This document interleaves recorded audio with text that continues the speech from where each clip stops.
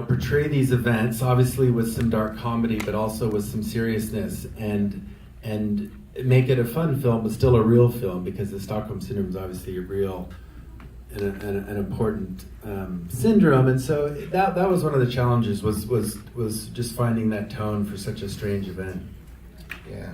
and Numi, I mean, for you, I think it's a very challenging role, you know, in terms of, just as you said, Robert, you know, Stockholm Syndrome is something that's kind of obviously entered the modern lexicon and people understand it in a shortcut, but it's really complicated. So can you talk about, you know, how you approach this character and a little bit more?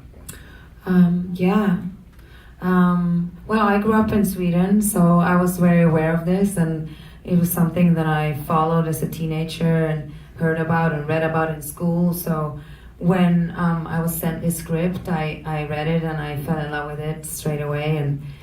then I kind of started doing research and went back to a lot of old memories, and it's so complex, it's so complicated, and I think,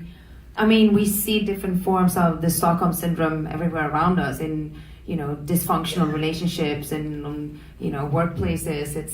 It's something that's very, it can be very, I mean, what was interesting was that I started off, when we started filming, with one perspective, and in the end of the shoot, I felt like it kind of happened to me, that I kind of changed, and I started seeing it from a different angle. I was totally on Ethan's side in the end, but in the beginning I thought he was absolutely insane and out of control. Well,